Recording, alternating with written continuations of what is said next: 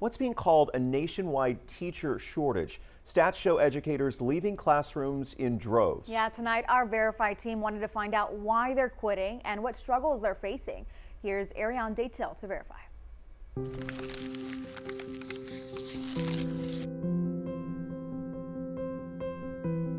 I don't know if I can do this. I don't know how much longer I have in me. Am I burned out? Yes, I've been burned out for quite some time. That stress is compounding. I need a pep talk right now because I'm not sure if I can come back Monday at this point. Violeta Duran is a high school English teacher with nearly 20 years of experience. She's burned out, and she's not alone. According to a 2022 Gallup survey of more than 12,000 workers across 14 industries, including other high-stress careers like healthcare and law, teachers in K-12 education are the most burned out. The National Center for Education Statistics says nearly half of all public schools reported full or part-time teaching vacancies that they were unable to fill in 2022. The result? Larger class sizes and less support for the teachers who remain.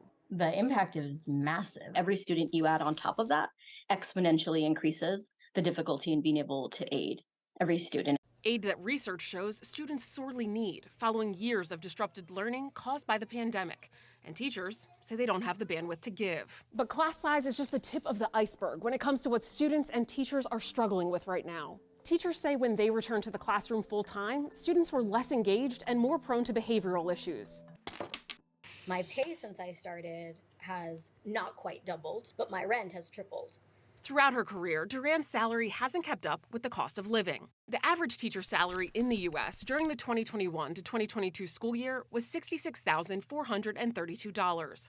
Adjust that for inflation, and it's less than teachers made 10 years ago, according to the National Education Association. And teachers' salaries are not increasing at the same rate as their workload.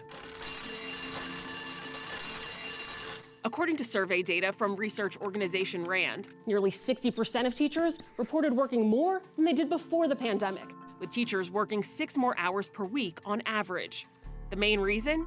Teachers had to dedicate more time to creating lesson plans to keep students engaged. They kind of unlearned how to be students. I really became very poor at managing my personal time. Middle school band teacher Sarah Coyce quit in 2021. My mental health has improved leaps and bounds. I started doing things I enjoy.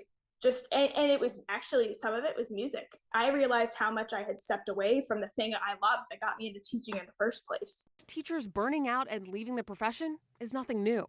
Richard Ingersoll, a professor at the University of Pennsylvania who studies trends in the teaching workforce, found that for the last 2 decades, between 40 and 50% of those who go into teaching are gone within the first 5 years. A statistic he says his research still supports today. So what's different now?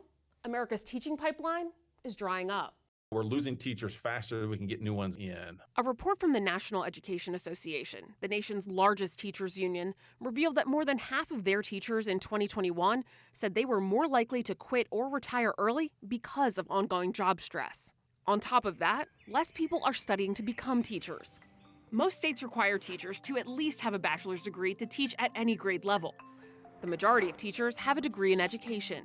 But according to data from the National Center for Education Statistics, the percent of college grads earning a bachelor's degree in education is roughly half of what it was in 1970, dropping from more than 170,000 to less than 90,000 in 2019. I feel like teachers have been screaming, there's a crisis, there's a crisis, there's a crisis, and nobody's listening.